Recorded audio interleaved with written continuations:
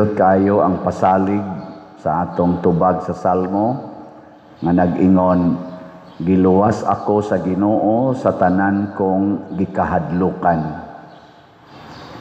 Ang Ginoo di ay dili muluwas sa atong lawas. Ang iyang luwason ang atong gikahadlukan. Lingya imong tupad ingnaon sa roy imong gikahadlukan.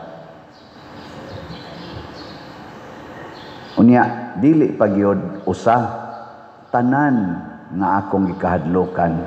Kanus aman ta makaingon nga ang tanan gyud nga atong gikahadlukan nawala na gyud kun makadawat na ta sa martyrdom, kining kamatayon nga iagi og torture kana bang pabahaon ang atong dugo.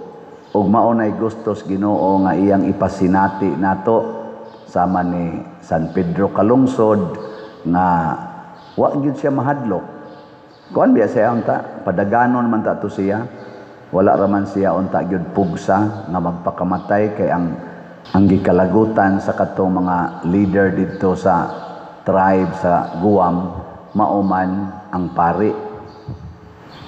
Pero si San Pedro kay ang iyang pagtuo dili man taphaw bisag batan-on pa kay siya. Si San Pedro wa mo dagan, wa sad siya musukol bisag lig-on siya glawas tungod kay wa man siya mahadlok. Kani manggong mga tawo nga way kahadlok, relax, dili ratulon. Nya dili sad sukanon. Namsay mga tawo nga relax pero ditsuon kag patay, dili ingon ana si San Pedro. Nagpakamatay siya nga relax. Sa unang pagbasa, naghisgot sa si Propeta Sirach nga ang Ginoo kana ganing iyang gidaig, iyang gipasalamatan kay giluwas siya. Giluwas mo ako sa kamatayon, sa makuyaw nga mga bakak ug mga pasangil, gitabangan mo ako diha nga walay lain nga motabang. Kana bang panahon bitaw nga mahimo tang mag-inusara unya dili na ta ana mahadlok, kana giluwas na tas Ginoo.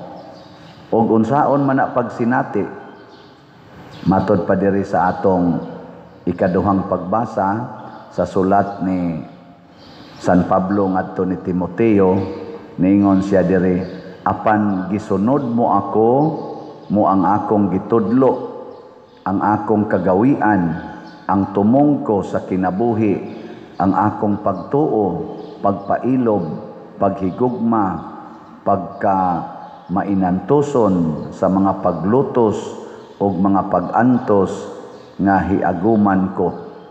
Kining atong gitawag og imitation. Si San Pedro kalungsod ni-imitate siya ning awat siya sa mga kinabuhi sa mga santos ug mga martyrs. Mo sana kita bitaw na maginay panahon nga kusog etang mo sunod-sunod ba. Tan-aw nimo nga minindot ang iyang naong kay niblan iyang buhok. Sunod-sunod sad ka.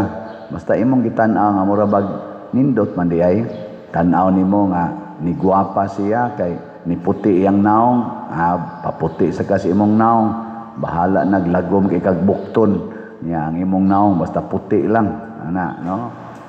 No lagom lagi na imong bukton ay la nagtan-awang bukton ana. Ngano man na tungod na sa atong pag-imitate. Karon ang ato ding i-imitate ang kinabuhi sa mga martyrs. Sa una, dito pa kusbukid, ang ako yung kanunay ditong masinati nga kana ganing image sa santos nga magkuan may magngadji mis kapilya, kana yung imahe ni San Roque og ni San Isidro Labrador.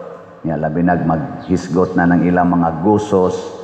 Gamay pa kong bata, ako na nanggi sige bag huna-huna ba si San Roque o si San Isidro, labi na kay mag-uumami kana yung pagsigi nilag pangalagad niya kanang masakit, nasakit si San Roque hangtod namatay, wa gyud mo reklamo ana. O kaning Birhen sa Fatima, kay doon naman may dito'y imahin sa Birhen sa Fatima o Birhen sa Guadalupe, magsigi kog tan-aw nila kay kanang gamay pa kong bata, mahinomdom ko nga ang among kapilya layo mas among balay, mingaw kay itong lugara niya, ngit-ngit inikanta na namo anang adios rayna sa langit, ganahan mis among kamot, usahay muluha akong mata, kay moingon ko hala si Mama Mary siya na lang usa dire, kanon ni siya sa abat kay ingo maslas mama basta ngit-ngit na daghang abat niya, naa sa kong huna-huna nga mura kog mubati ba, wala ko kahibaw nga katong maong panghuna-huna nga murag mubati ko sa ila ditong nahitabo or sa sitwasyon nga murag sila rang usa ning suod to sa akong kasing-kasing ug motoy akong gipasanginlan nga nag-anam kog kaduol sa kapilya hangtod na duol ko sa simbahan, na duol sa Ginoo ug karon ni anagyod nag-alagad sa Ginoo. Imitation importante kay na. Unya unsaon man nato aron makaimitita, atong paminaon ang sugo ni Kristo. Kaning iyang gitawag og the core values sa discipleship or the core commandment for discipleship. Ug unsa man ni matud pa niya diri, kun may buot mosunod kanako, kinahanglan nga magdumili sa iyang kaugalingon, deny himself or herself, magpasan sa iyang cross sa tanang adlaw, take up his cross or her cross every day, ug mosunod kanako and follow me. Deny the self, take up the cross, and follow Jesus.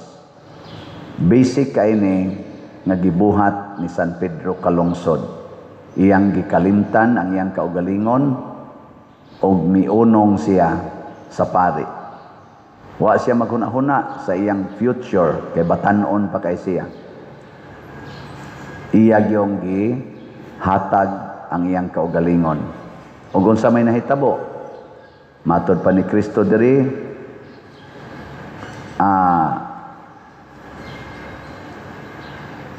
unsay kay ang buot magluwas sa iyang kinabuhi kawad-an hinuon ini, apan ang kawad-an sa iyang kinabuhi tungod kanako magluwas niini.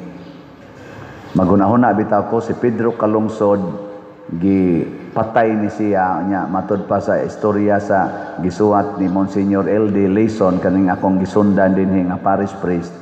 Kaning siya may nakapasantos ani, siya may naghimo sa write-ups nga gitadtad ni siya, gipikas-pikas niya, gihumol sa dagat, gihug sa dagat, gipakaon sa mga dagkong isda. Wa na nakita sa iyang remains. Wa na gyud mao gikuha ni Monsignor LD, ang bahas na lang og bato. Ngano man nawa gyud, pero wa mawa ang kinabuhi ni Pedro Calungsod. Nisikat na noog maayo na tibuok kalibutan na hinuon ang nakaila kaniya karon. Maurasad na ang atong dangatan kung magsunod tas Ginoo sa tinud-anay gyud. Mugrabe na hinuon ang atong influensya. Gisugdan sa nanako ginagmay kaning paghatag sa tanan. Dako naman gyud makuha ang pari no. Dako magitag makuha aning pari, dupa-dupa, kolekta-kolekta, ihatag tanan niya ang akong desire nga makatabang ko sa community. Sa sige na kong buhat ana sugod 1984 hangtod karon, ma-amazed ko kay dagko kayong mga kwarta ang ipiyal ngan hinako. Kanang inyong ipalit og slot. Gilingay imong tupad, ing nadako na kag napalit nga slot, ing nako no. Oy daghan na oy. Hatag nako, millions na ang nahatag. Nganong nag-anaman na siya kadako, nya wa man jud ko ma-attracted anang kwarta tungod kay nakapraktis na ko og self-denial. Nahurot ba akong kwarta hasta akong self? Wa. The more na hinuon nga nagdaghan na kaayo mo nga nagsigig hatag dinhi padong sa simbahan, pinaagi aning atong slat-slat. No, sige. Padayonon ni nato dili. Kung padayonon mamaligya ta, mamalita. Nya hangtod na gid na sa kamatayon, og the more nga makasinati ta og tinuod nga kinabuhi nga naay kalipay, naay kalinaw, naay kauswagan, og naay kabalaan.